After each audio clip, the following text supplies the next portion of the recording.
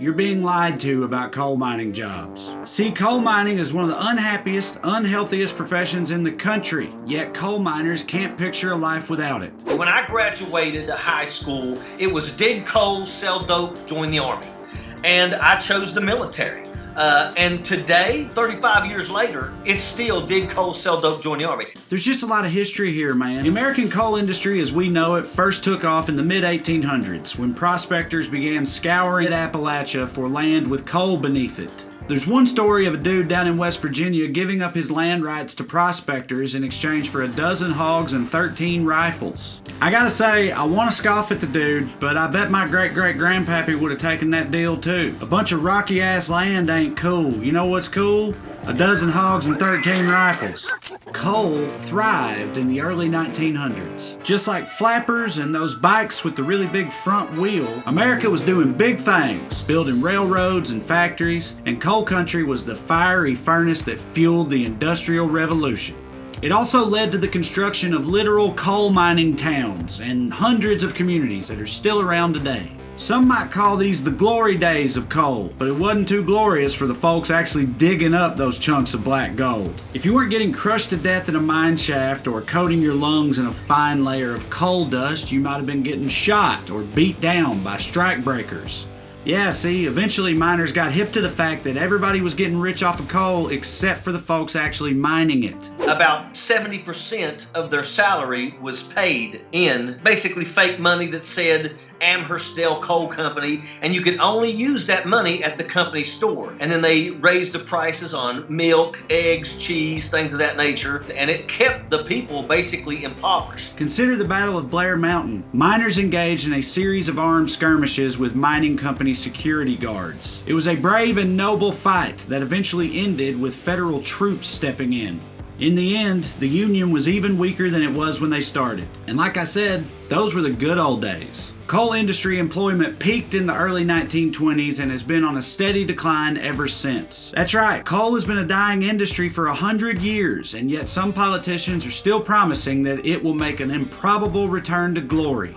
I can't really judge anybody for believing in this false hope. After all, I'm a Tennessee football fan.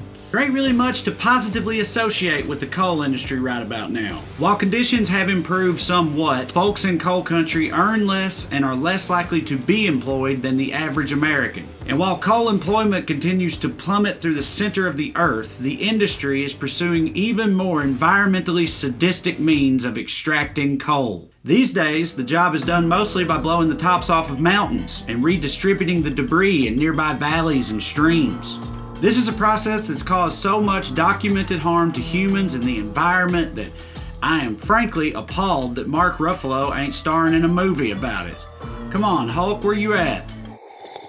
Anyway, it's not like we need to convince coal country that mining is a dangerous and dying industry. They know it way better than you and me, and they got the calloused hands, blackened lungs, and broken backs to prove it. It's just that the alternatives aren't any better. It kind of explains why West Virginia, once a blue state, went all in on Trump in 2016. People at least appreciated the vague gesture in the general direction of their humanity.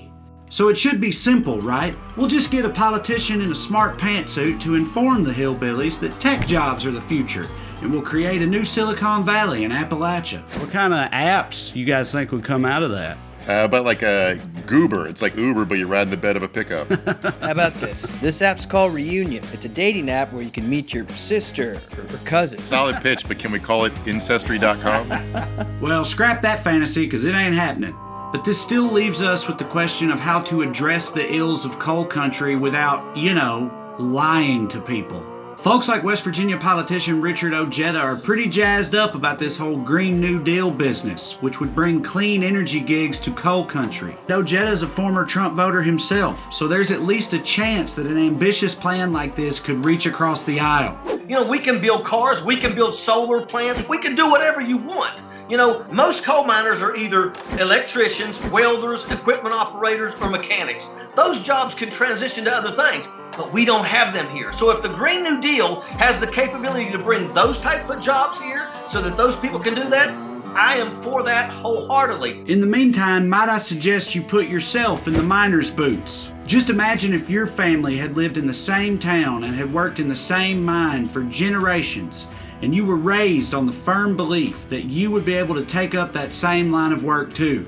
Then imagine that promise of carrying on family tradition while earning a decent wage vanishes. Then folks who have never been to your hometown tell you to suck it up and go find a new job halfway across the country, or learn a new trade that is the opposite of what your family has done and has no guarantee of success. If you suddenly feel your blood pressure rising or a sinking feeling of despair, congratulations. You now have a better understanding of what it's like to live in coal country.